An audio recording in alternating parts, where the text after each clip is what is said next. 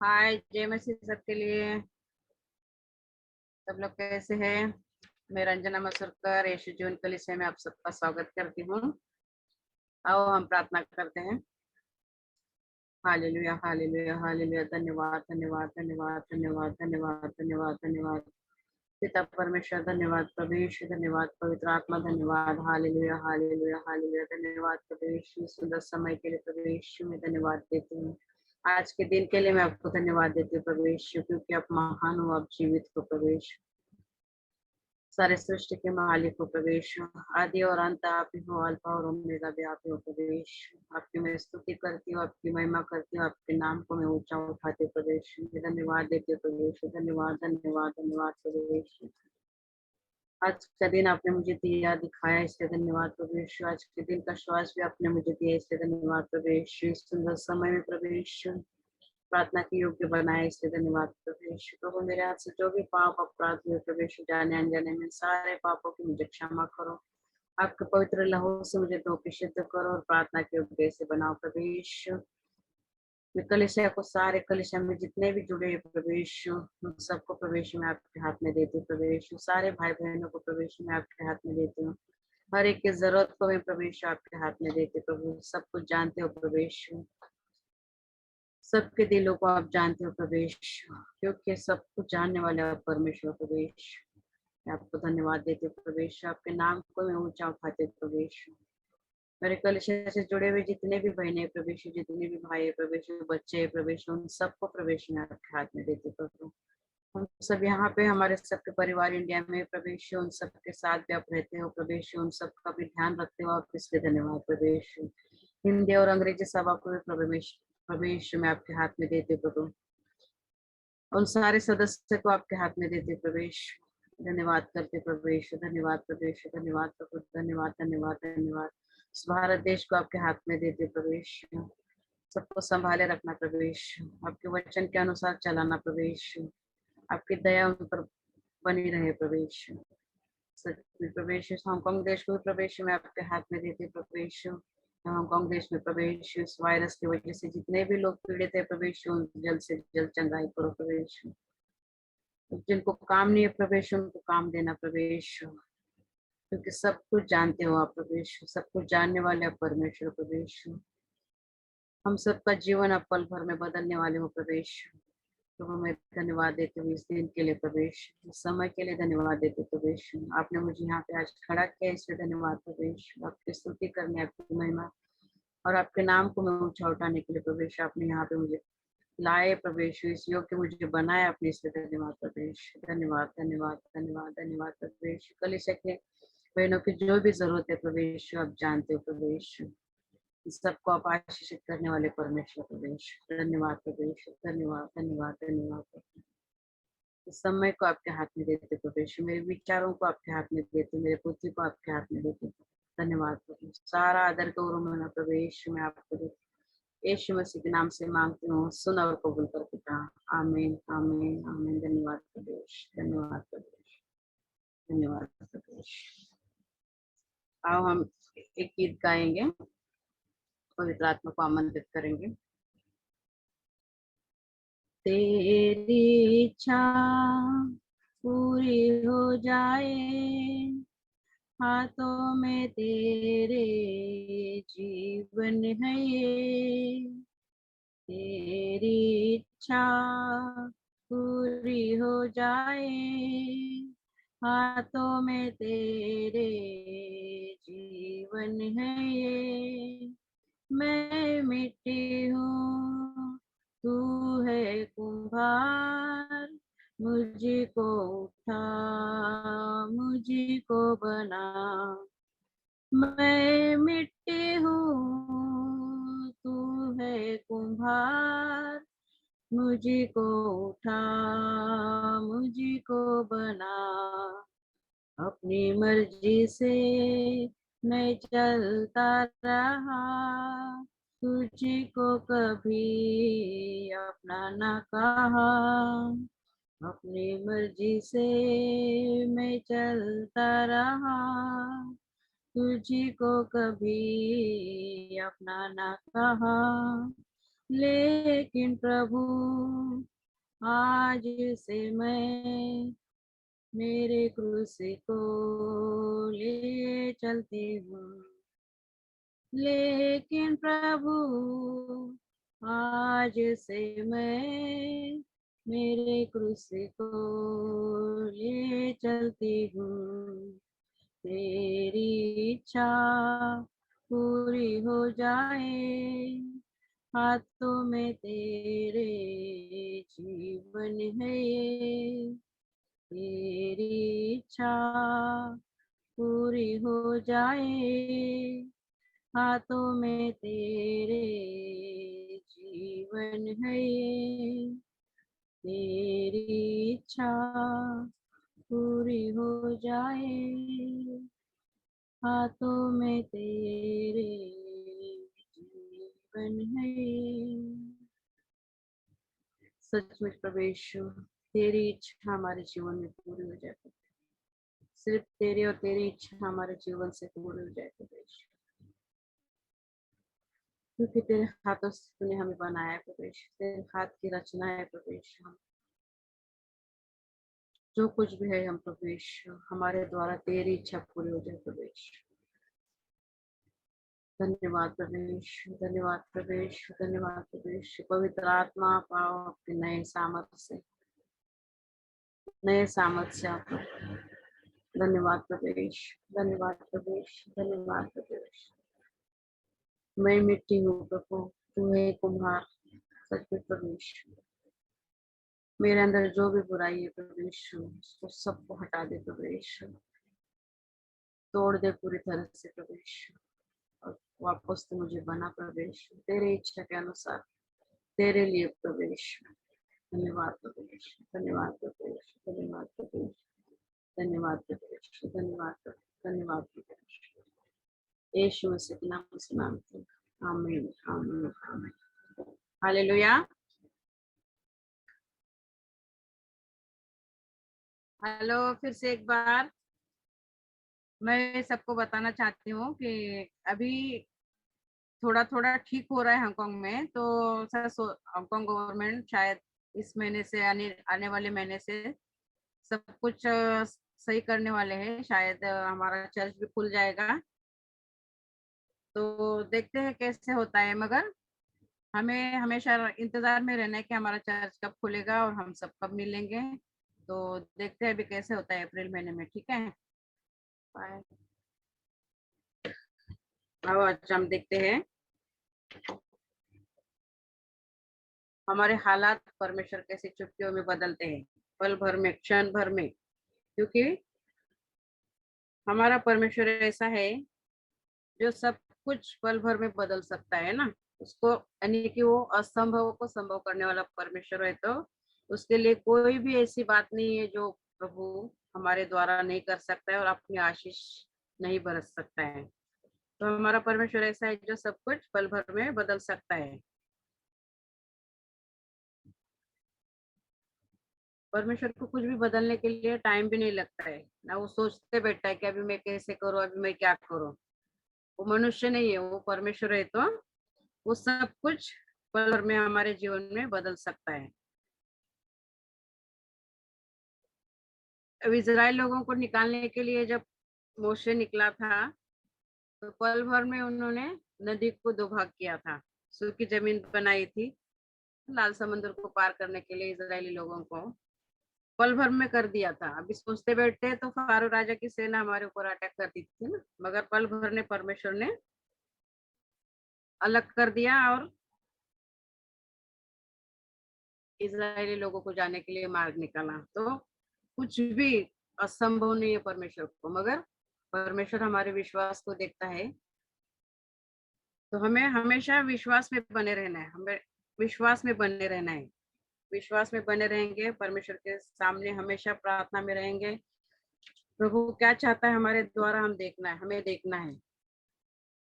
अगर हम प्रार्थना करके बोलेंगे कि अभी तो हम प्रभु से मांग के भी कंटाल गए, मगर हमें ऐसा नहीं सोचना है, क्योंकि कब प्रभु हमारा जीवन बदल सकते हैं हमें पता नहीं है। इसलिए हमें हमेशा परमेश्वर के साथ जुड़े रहना है, परमेश्वर की प्रार्थना में रहना है, वचन में रहना है, और हमेशा हमें परमेश्वर के करीब ही रहना है। तो हम वचन के लिए हम प्रार्थना करेंगे। Hallelujah, hallelujah. धन्यवाद प्रभु यीशु।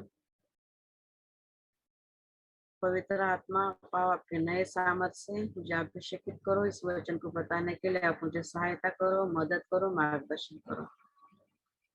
इस वचन को अभिषेकित ऐसे करो प्रभु यीशु, ताकि सुनने वाले को प्रभु यीशु उनके आत्मा में कार्य हो प्रभु यीशु। पवित्र आत्मा, नए सामर्थ से आओ। मेरे आत्मिक कानों को खोलो, आत्मिक हृदय खोलो प्रभु यीशु। आप मेरे द्वारा बात करो पवित्र आत्मा, मुझे समझाओ, मुझे मार्गदर्शन करो, इस वचन का प्रगटीकरण दो। धन्यवाद प्रभु यीशु, धन्यवाद प्रभु यीशु, धन्यवाद प्रभु। इस वचन को बताने के लिए आपने मुझे आशीषित किया, मार्गदर्शन किया, इसलिए धन्यवाद। धन्यवाद प्रभु यीशु, धन्यवाद प्रभु यीशु, धन्यवाद। यीशु मसीह के नाम से मांगते हैं, आमीन, आमीन, आमीन। अब हम वचन के द्वारा देखते हैं कि परमेश्वर कैसे पल भर में बदलता है। पहले कोरिन्थियों का 15वां अध्याय और 51 वचन हम देखेंगे। देखो, मैं तुमसे भेद की बात करता हूँ, हम सब नहीं सोएंगे, परंतु सब बदल जाएंगे। यानी कि सब बदल जाएंगे। हम सोएंगे तो आलसी बन जाएंगे, प्रभु से दूर हो जाएंगे, और सोएंगे तो हम प्रार्थना में नहीं रहेंगे, सोएंगे तो हम आशीष भी नहीं पाएंगे, हम सोएंगे तो हम नौकरी भी नहीं करेंगे, सोएंगे तो यानी कि हम सोएंगे तो कुछ भी नहीं कर सकेंगे, यानी कि प्रभु से हम दूर जाते रहेंगे। इसलिए कहा है, देखो मैं तुमसे भेद की बात कहता हूँ। यानी कि भेद की बात परमेश्वर हमें कभी भी बता सकता है। ऐसा नहीं प्रभु का टाइम कि अभी मैं अभी सुबह बताने वाला हूँ, मैं शाम को बताने वाला हूँ। इसलिए वो हमें भेद की बात बताने वाला है, तो हमें क्या करना है, जागते रहना है कि प्रभु हमें कब, कैसे, कौन से समय में भेद की बात बताएगा। तो हमें क्या करना है, हम सब नहीं सोएंगे, परंतु सब बदल जाएंगे। तो हम हमें रोज के रोज हमें बदलना है, हम रोज के रोज बदलते जाएंगे। जैसे जैसे जैसे हमारा पुराना जीवन हम जैसे निकलता जाएगा, हम बदलते जाएंगे और प्रभु के करीब और करीब होते जाएंगे। तो ये प्रभु हमारे जीवन में पल भर में भी कर सकता है। हमारा विश्वास देख के, हम कितने प्रभु के करीब है देख के, हम कितने जागते हैं और प्रभु की सेवा में लगे रहते हैं, वो देख के प्रभु हमारे जीवन में पल भर में चीजें बदल देगा। क्योंकि सब कुछ बदलने वाला वही परमेश्वर है। दाऊद राजा एक चरवाहा था, है ना, भेड़ बकरियां चराने वाला था, मगर परमेश्वर ने उसको भी देरी नहीं लगाई बदलने के लिए, उससे राजा बना दिया। कैसे? क्षण भर में परमेश्वर ने क्षण भर में उसको राजा बना दिया। क्योंकि परमेश्वर सब कुछ कर सकता है, क्योंकि सब कुछ उसी के द्वारा है और सब कुछ उसके पास है। तो पल भर में हमारे जीवन में कुछ भी कर सकता है। तो हमें क्या करना है, हमेशा तैयारी रहना है। जैसे दाऊद राजा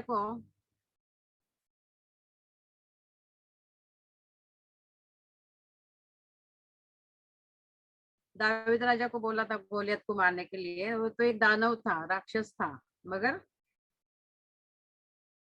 गोलियत को दाऊद राजा ने जब मारा, तो परमेश्वर ने उसको राजा बना दिया। यानी कि परमेश्वर की इच्छा के अनुसार, यानी कि गोलियत को जब दाऊद राजा ने मारा, तभी परमेश्वर उसके साथ था। वैसे ही परमेश्वर हमारे साथ भी रहेगा और पल भर में हमारा जीवन बदल देगा। यानी कि अभी देखो, हम हांगकांग में है, हांगकांग की परिस्थितियां जानते हैं, किसी को काम है नहीं है, मगर हमारे जीवन में तकलीफें आ रही है, बहुत परेशानी आ रही है, मगर हमें घबराना नहीं है, हमें निराश नहीं होना है, हमें हिचकिचाना नहीं है, हमें कुड़कुड़ाना भी नहीं है। क्योंकि पल भर में परमेश्वर हमारे जीवन में बदल ला सकता है। तो हमें हमेशा परमेश्वर के साथ रहना है, परमेश्वर के पास रहना है।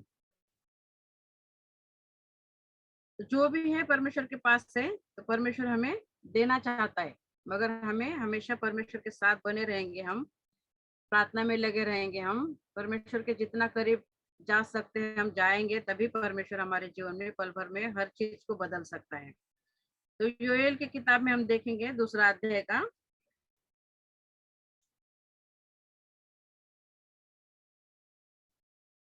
योएल की किताब 2 अध्याय उसका 25 वचन क्या कहता है?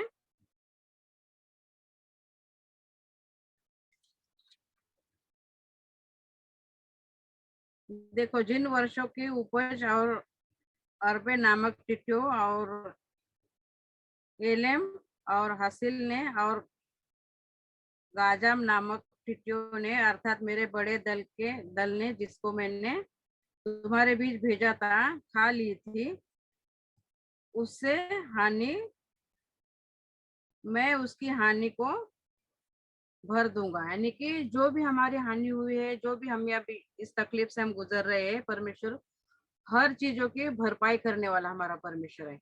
अभी हमारे जीवन में कठिनाई के दिन आए हैं, काम नहीं हमारे पास, परेशानी है, मगर परमेश्वर सबकी भरपाई करने वाला है। देखो, हमारे पापों के लिए उसने अपना खून बहा के हमारे पापों की भरपाई उसने की है। हमें निष्पाप जीवन जीने के लिए उसने हमें सहायता की है। इतना बड़ा मार्ग उसने हमारे लिए खोला है। क्षण भर में हमारे जीवन में प्रभु ने हमें उस पापों से निकाल के अपनी सेवकाई में लगाया है। तो कुछ भी कर सकता है। अभी ये जो चिट्टियों ने यानी कि कीड़े मकोड़े ने वो जो उपज खाई थी, तो मगर परमेश्वर का वचन क्या कहता है? मैं उसकी हानि तुमको भर दूंगा। यानी कि जो कुछ हमारे जीवन में अभी हानि हुई है, हमें काम नहीं है, हमें परेशानी है, मगर उसका सब कुछ भरपाई परमेश्वर करके देने वाला है, क्योंकि भरपाई करने वाला हमारा परमेश्वर है। तो पल भर में हमारा जीवन बदल जाएगा। भले अभी कठिनाई के दिन है, मगर अच्छे दिन भी प्रभु हमारे जीवन में जरूर लाएगा। पल भर में चीजें बदल सकती है। तो 24वें वचन में क्या कहता है? जब हम प्रभु के करीब रहेंगे, प्रभु पर विश्वास करके रहेंगे, प्रभु पर निर्भर रहेंगे, तो क्या कहता है 24 वचन? तब खलियान अन्न से भर जाएंगे और दाख रस कुंड नए दाख मधु और ताजे तेल से उमड़ेंगे। क्या कहता है? जब हम प्रभु पे निर्भर रहेंगे, प्रभु की इच्छा के अनुसार चलेंगे, प्रभु जो कहता है वैसे हम करेंगे, चलेंगे, तो प्रभु क्या कहता है कि सारे यानी कि सारे जो भी हम कमाते हैं उसमें आशीष होगा। यानी कि सब कुछ उमड़ता हुआ आशीष प्रभु हमें देंगे, क्योंकि सबकी भरपाई करके देने वाले परमेश्वर है। हमें तो हमें क्या करना है? पल भर में बदलने का हमें इंतजार करना है। तो पल भर में हमारा जीवन कैसे बदल सकता है? जब हम प्रभु पे पूरी तरह से निर्भर होंगे, प्रभु की इच्छा के अनुसार हम चलेंगे, तो हमारा जीवन सचमुच पल भर में बदल सकता है। तो अब हम एक स्टोरी देखते हैं।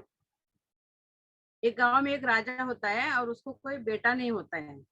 तो वो सारे गांव में ऐलान करता है कि मैं तो अभी बुजुर्ग हो गया हूँ, तो मुझे कोई एक गांव में से एक राजा चुनना है।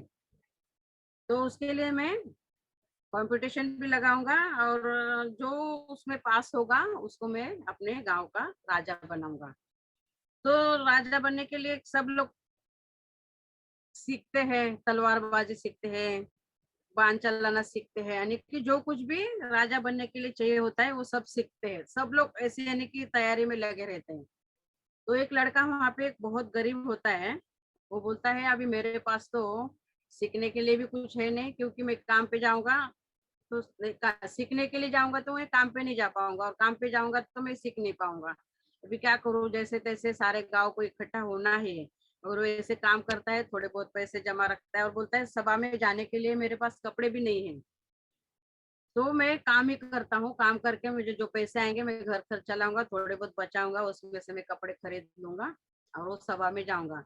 तो सभा में जाने का टाइम आता है, तो क्या करता है, जैसे पगार आता है उसका, जाता है बाजार में कपड़े खरीदता है, नए कपड़े पहन लेता है और पुराने कपड़े जो होते हैं वो अपने थैली में रख देता है और निकलता है। तो वहां जाते जाते एक रास्ता होता है, वो रास्ता एक वहां पे जाने के लिए एक ब्रिज आता है। तो ब्रिज के ऊपर एक भिखारी खड़ा होता है। भिखारी बैठा हुआ होता है, ऐसे फटे पुराने कपड़े और ऐसी ठंड में, जैसे बहुत ठंड लग रही है उसको, ठंड का मौसम, तो वो ऐसे कुड़कुड़ाते हुए वहां पे बैठा होता है। और सब वहां से जाते हैं लोग ना, जितने भी लोग वो सभा में गए उसी रास्ते से सब जा रहे थे। तो सबको मांग रहा था, सबको बोल रहा था, तो सब लोग बोलते थे अरे हम इतने अच्छे काम के लिए जा रहे हैं, ये इसके कहाँ पीछे लगेंगे, हम इसकी हेल्प करते रहेंगे तो हमें देरी हो जाएंगे। इसीलिए वो सब उसको अनदेखा करके सब लोग वहां से चले जाते हैं।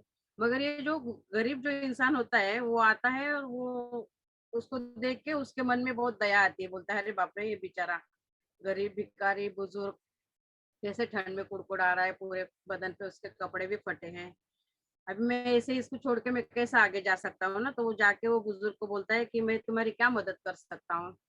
तो बोलता है मुझे तो बहुत ठंड लग रही है, ठंड के कपड़े भी नहीं है मेरे पास। तो वो गरीब बेचारा बोलता है कि अभी क्या करूं, मेरे पास भी कपड़े नहीं है ज्यादा। मगर वो क्या करता है, अपने जो नए खरीदे हुए होते हैं कपड़े वो उसको देता है और पुराने कपड़े पहन के ही वो उस सभा में चला जाता है। तो सभा में चला जाता है तो वो उसके फटे पुराने कपड़े देख के उसको अंदर जाने के लिए भी कोई नहीं देता है। सब उसको डांटते रहते कि ऐसे लोगों को जाने के लिए अंदर जगह नहीं है, राजा की सभा भरी है और आज कंपटीशन भी होने वाला है और तू कैसे ऐसे जाएगा वहां पे। मगर वो लोगों के हाथ पैर पड़ के विनती करके जो कुछ भी उससे बन पड़ता है वो करके वो अंदर चला जाता है। अंदर चला जाता है तो बाद में देखता है तो राजगद्दी पे जिसने उसको कपड़े दिए थे वो राजा की शक्ल ही उसको, वो बोलता है मेरे को ऐसा क्यों लग रहा है कि जिस बुजुर्ग इंसान को मैंने कपड़े दिए थे वो कपड़े पहने को वही शक्ल इधर है, वो राजा की भी दिख रही है, ऐसे क्यों दिख रहा है मुझे मुझे वहम तो नहीं हो रहा है। तो फिर ऐसे बोलता है जाने दो, जो कुछ भी अभी सभा में तो हमें बैठना ही है।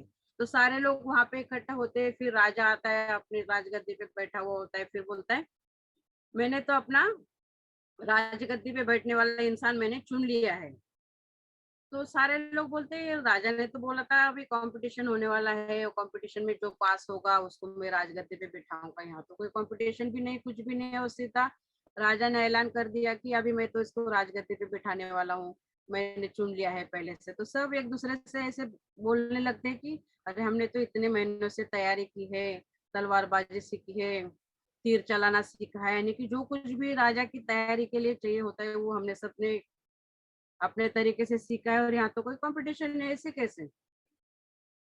तो बोलता है मैंने, हाँ राजा मैंने चुन लिया है, और वो राजा का नाम उसको तो पता नहीं होता है उस लड़के का नाम, मगर बोलता है जो खड़ा है ना वो पीछे सबसे, उसने बहुत पुराने कपड़े पहने हैं, मैंने उसको चुन लिया है।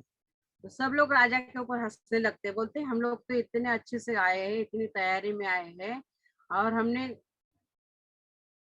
राजा के गद्दी पे बैठने के लिए हमने कितने पैसे अपने खर्च किए हैं, कितनी सीखे हैं हमने, सब कुछ सीखने के लिए हमें कितनी परेशानी हुई, सब कुछ हमने हमारा जो भी था दाव पे लगा के हमने सब कुछ किया कि राजगद्दी हमें मिलेगी नहीं। और राजा तो ऐसा है कि राजा को कुछ समझ में आता है कि नहीं, बोलता है ऐसे गरीब और ऐसा उसको राजगद्दी पे चुना है और कोई कंपटीशन नहीं, कुछ नहीं। तो राजा बोलता है कंपटीशन क्यों नहीं है, कंपटीशन रखा गया था मगर आप लोगों ने किसी ने ध्यान नहीं दिया। जो गरीब वहां पे जो भीख मांगने के लिए बैठा था वो मैं ही था, और वही कंपटीशन था कि मेरे ऊपर कौन दया करता है। यानी कि सारे लोग कुछ ना कुछ बोलते हुए चले गए क्योंकि हमें बहुत बड़ी सभा में जाना है, मगर इस गरीब ने अपने नहीं सोच के मेरी सोचे उसने, और मेरे को उसने अपने कपड़े दिए। यानी कि दूसरे के बारे में सोचने वाला इंसान ही राजगद्दी पे बैठ सकता है। तुम लोगों ने खुद ने अपने अपने बारे में ही सोचा, मगर इस गरीब ने दूसरे के लिए सोचा, इसलिए इसको राजगद्दी पे हम बिठाएंगे। यानी कि वो लड़के के जीवन में देखो कितना गरीब था वो, मगर पल भर में उसके जीवन में खुशी आई और वो राजगद्दी पे बैठ गया। इसीलिए हमको भी एक दूसरे के लिए प्रार्थना करना है, एक दूसरे की जरूरत के लिए काम आना है, क्योंकि कौन सा पल कैसा है, कौन से पल में प्रभु हमें देखने वाला है, कौन से पल में प्रभु हमें आशीषित करने वाला है, हमें पता नहीं है। इसलिए हमें क्या करना है, एक दूसरे के लिए जितना भी हो सके मदद करने के लिए जानना है, एक दूसरे से मेल मिलाप रखना है, एक दूसरे से हमें मिल के रहना चाहिए। क्योंकि कब वो पल आएगा कि परमेश्वर हमें उठाएगा, यानी कि गरीबी में से उठाएगा, बीमारी में से चंगाई देगा, हमारे हर एक जरूरत में से वो हमें मदद करेगा। वो पल कब आएगा हमारे जीवन में हमें पता नहीं, मगर हमें हमेशा तैयार रहना है कि दूसरों को मदद करते हुए। तो अगर हम हमेशा बोलते ना कि हम तो सब कुछ करते हैं, प्रभु में आए तब से हम प्रार्थना करते हैं और प्रभु के पास है, प्रभु के करीब है, फिर भी हमारे जीवन में कठिनाई है, परेशानी है, दुख है, तकलीफ है, सब कुछ है, मगर क्या करना है, हमें प्रभु के पास ही जाना है। हमें पता है ना कि प्रभु ही सब कुछ हमें देने वाला है, तो हमें वही कुड़कुड़ाते नहीं रहना है, वही हमें दोहराते नहीं रहना है कि हम कठिन समय में हैं, हम परेशानी में, हम कठिनाई में हैं, और जो कुछ भी तकलीफें हमें क्यों हो रही है, हम तो प्रभु के पास थे, प्रभु हमारे साथ है, फिर भी ऐसा क्यों हो रहा है। हमें ये सब सोचते नहीं बैठना है, हमें सिर्फ क्या करना है, प्रभु के पास जाना है। कब कौन सा क्षण आएगा, कौन सा पल आएगा जो प्रभु हमें बदलेगा, इसीलिए हमें कुड़कुड़ाते भी नहीं बैठना है और बड़बड़ाते भी नहीं बैठना है। तो असंभव को संभव करने वाला वो परमेश्वर हमारे साथ है, वो प्रभु हमारे पास है, तो कभी भी कुछ भी हो सकता है। तो जैसे देखो, लाजरस भी बीमार था, तो प्रभु को संदेशा भी दिया था, प्रभु को बुलाया भी गया था, मगर प्रभु नहीं आए। मगर प्रभु ने क्या किया, उसको पल भर में जीवित कर दिया, है ना। तो उसके लिए हम वचन देखेंगे, यूहन्ना का 11वां अध्याय देखेंगे हम। यूहन्ना शुभ वर्तमान उसका 11वां अध्याय। तो हम सब जानते हैं कि लाजरस को प्रभु यीशु ने जीवित किया था, और वो भी 4 दिन के बाद। ऐसे क्यों हुआ था 4 दिन के बाद? कि विश्वास करेंगे तो हमारे जीवन में भी चमत्कार होगा, जरूर होगा। लाजरस के विषय में भी प्रभु हमें यही दिखाना चाहते हैं कि पल भर में कैसे सब कुछ बदल सकता है। और प्रभु, लाजरस बीमार था तभी भी क्यों नहीं आए? क्योंकि प्रभु के द्वारा चमत्कार होने वाला था, इसीलिए। यानी कि उस यहूदी लोगों के वहां पे ना ऐसी प्रथा थी कि इंसान मरने के 3 दिन बाद भी उसकी आत्मा वही मंडराती, और 3 दिन के बाद इंसान कभी भी जीवित हो सकता है। इसीलिए प्रभु चौथे दिन आए, ताकि ऐसा न लगे कि इस गांव की प्रथा ही है कि प्रभु आते 3 दिन के बाद भी और उसको जीवित कर दे, तो बोलते कि नहीं नहीं, इस गांव की प्रथा ही है कि 3 दिन वो आत्मा ऐसे भटकती है, और तीसरे दिन फिर इंसान कभी भी जी उठ सकता है। इसीलिए प्रभु चौथे दिन आए कि उस प्रथा को भी खत्म करें और लाजरस को जिलाए। तो उस वचन को हम देखेंगे, यूहन्ना का 11 अध्याय 35 वचन हम देखेंगे। तो 11वां अध्याय में पूरा लाजरस के बारे में ही बताता है। तो उनके दोनों बहनें कैसे दुखी हुए और कितना रोए, कितने परेशान थे, वो सब उसी के बारे में लिखा है। मगर प्रभु उनके दुखों को देख के रोया। देखो 35वें वचन में लिखा है कि यीशु रोया। प्रभु हर एक इंसान की भरपाई करने के लिए आया है इस दुनिया में। लाजरस की भी भरपाई उन्होंने की, यानी कि लाजरस मरने के बाद 3 दिन तक, 4 दिन तक कब्र में था, 4 दिन तक कब्र में था, और प्रभु यीशु आए और उसके दुखों को देख के रोए। वैसे प्रभु हमारे दुखों को देख के भी, यानी कि लाजरस के लिए रोए, मरियम मार्था उनकी बहन दुखी थी, उनको देख के रोए, तो प्रभु हमारे भी दुख तकलीफ देख के जरूर रोते होंगे, क्योंकि उसने हमें उसकी प्रशंसा करने के लिए बुलाया है। आशीषित परमेश्वर के बच्चे हम कहलाते हैं, तो प्रभु को दुख होता है, मगर हमें क्या करना है, प्रभु के और करीब जाना है, क्योंकि उसने हमारे लिए सब कुछ किया है। तो हमें भी उसके पास जाना है, और हमें जो कुछ हमारा खोया है वो प्रभु फिर से हमारी भरपाई करके देने वाला है। असंभव को संभव करने वाला वही परमेश्वर है हमारा। तो हमें क्या करना है, जो कुछ हमने खोया है उसकी भरपाई परमेश्वर करता है, हरदम करता है वो, हर क्षण करता है। देखो अभी हमारे काम अच्छे रहते हैं तो हम पैसे जमाते हैं, गहने बनाते हैं, सोना दागिना बनाते हैं, अच्छे अच्छे कपड़े लेते हैं, अच्छा अच्छा खाना खाते हैं, कोई अपने घर खरीद लेता है ना। वो सब हम भूल जाते हैं कि प्रभु ने हमें बहुत कुछ दिया है, हमने बहुत कुछ खरीदारी भी की है, मगर कठिन समय में हम कुड़कुड़ाते रहते हैं। मगर हमें कुड़कुड़ाना नहीं है, कुड़कुड़ाना नहीं है, हमें हमेशा प्रार्थना करते रहना है। जो भी पल है, जो भी समय है, उसमें हमें परमेश्वर को धन्यवाद ही देते रहना है, क्योंकि हमारे जीवन में कब हमारी परेशानियां पल भर में बदल जाएगी हमें पता नहीं है। मगर हम हमेशा सोचते हैं ना कि वो पल कब आएगा। प्रभु तो आशीषित परमेश्वर है ना, प्रभु सब कुछ अच्छा करने वाला है ना, फिर हमारे जीवन में ये दुख क्यों, फिर भी हमारे जीवन में संकट क्यों, फिर भी इतनी परेशानी हमें क्यों। प्रभु हमें विश्वास में बढ़ाना चाहता है। जितने हम प्रभु के करीब जाएंगे उतना हम आशीष पाएंगे, जितना प्रभु के हम करीब जाएंगे उतना हम आशीष पाएंगे। प्रभु को पता है हमारे जीवन में परेशानी है, मगर हमारा विश्वास वो देखना चाहता है, हमारे विश्वास को परखना चाहता है कि हम प्रभु के कितने करीब है। हम कुड़कुड़ा रहे हैं कि प्रभु पर विश्वास रख के हम जा रहे हैं, प्रभु की प्रार्थना कर रहे हैं, या प्रभु को धन्यवाद दे रहे हैं। यानी कि प्रभु हमारे विश्वास को देखता है। देखो, अब्राहम 100 साल का हो गया था, तो अब्राहम भी सोचता था ना कि कैसे होगा, है ना। और सारा भी हंसी अब्राहम पे, क्या भी इतने बूढ़े हो गए मगर हमें कैसे होगा। तो प्रभु हमारे विश्वास को परखता है हमें, मगर हमें क्या करना है, हमेशा विश्वास में बने रहना है। क्योंकि कब हमारे जीवन में वो पल आएगा और प्रभु कभी भी हम हमें आशीषित करेगा, हमें हमेशा तैयार रहना है। जैसे अब्राहम विश्वासु था, परमेश्वर ने उसको कहा था कि 100 साल के बाद तुझे बच्चा होगा, जब तू 100 साल का होगा। और सारा भी हंस रही थी, मगर क्षण भर में उसका भी जीवन बदल दिया और परमेश्वर ने उसको एक संतान दी, है ना।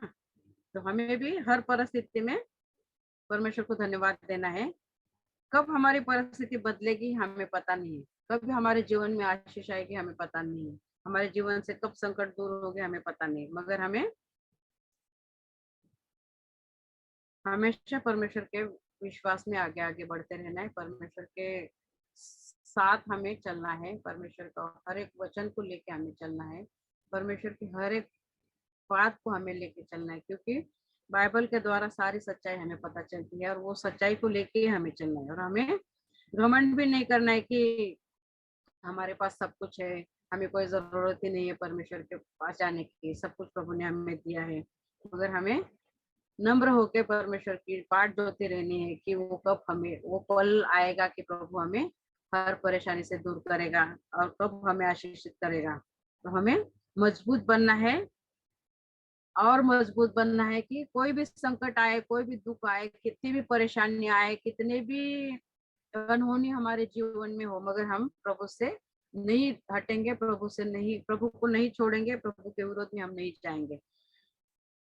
जैसे लाजरस के भी जीवन को परमेश्वर ने भरपाई कर दी, तो हमारे जीवन की भी भरपाई वो करेगा। हर एक कमी घटी को हमारे जीवन से वो निकालेगा, हर एक कमी घटी को हमारे जीवन में पूरा करेगा। क्योंकि सब कुछ उसके पास है, सब कुछ उसके द्वारा है, बस हमें सिर्फ उसके विश्वास में बने रहना है। जब हम विश्वास में बने रहते हैं तो जरूर परमेश्वर हमें आशीषित करता है। जैसे लाजरस को जिलाया, दाऊद राजा को पल भर में राजा बनाया, है ना। भेड़ बकरियां चराने वाला था दाऊद राजा, मगर परमेश्वर ने उसको भी राजा बना दिया, लाजरस को भी पल भर में जिला दिया, है ना। वही परमेश्वर जो अब्राहम के साथ था, दाऊद राजा के साथ था, मोशे के साथ था, वही परमेश्वर हमारे साथ है।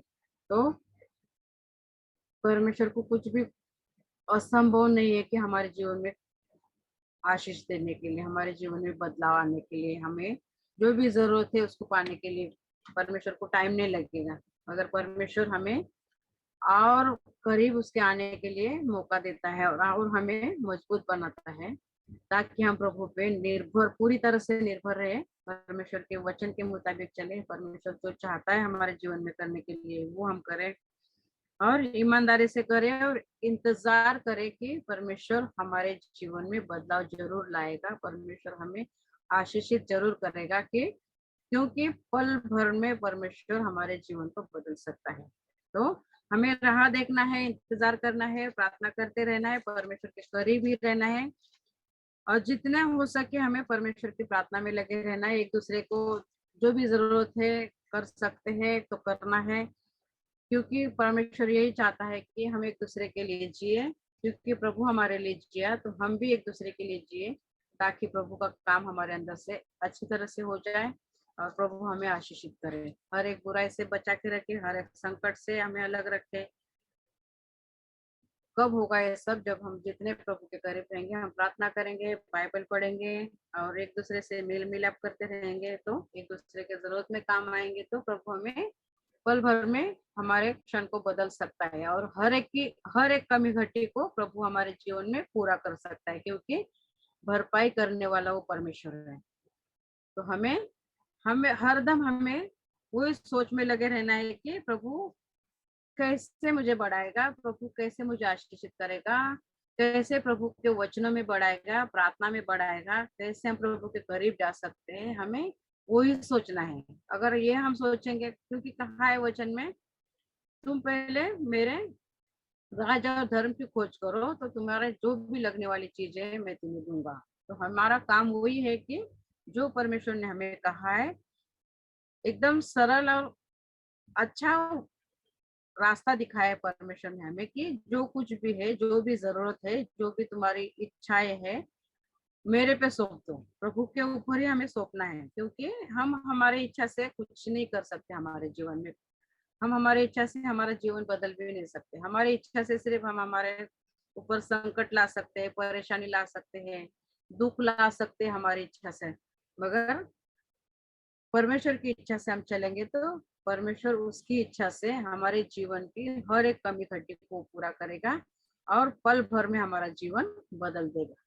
अभी हम हालात में है, मगर परमेश्वर पल भर में वो भी दुख हमारे से दूर करेगा और हर दिन हर वक्त हमें खुशियां ही खुशियां देते रहेगा परमेश्वर। मगर उसके लिए हमें परमेश्वर के पास आना है, परमेश्वर के करीब आना है, परमेश्वर के पास रहना है, साथ रहना है, और हमें आशीष मिलती रहेगी। आमीन। और हम प्रार्थना करेंगे इस वचन के लिए। Hallelujah, hallelujah, hallelujah. धन्यवाद प्रभु यीशु, सुंदर दिन के लिए, सुंदर वचन के लिए मैं आपको धन्यवाद देती हूँ प्रभु यीशु। इस समय को आपके हाथ में देते प्रभु यीशु, क्योंकि आप मेरे साथ हो।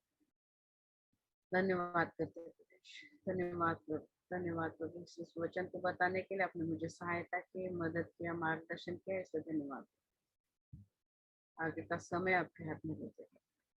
सारा आदर गौरव प्रभु यीशु में आपको देती हूँ, यीशु मसीह के नाम से मांगती हूँ, सुन और कबूल कर पिता। आमीन, आमीन, आमीन। धन्यवाद प्रभु यीशु, धन्यवाद प्रभु यीशु। आमीन। जय मसीह।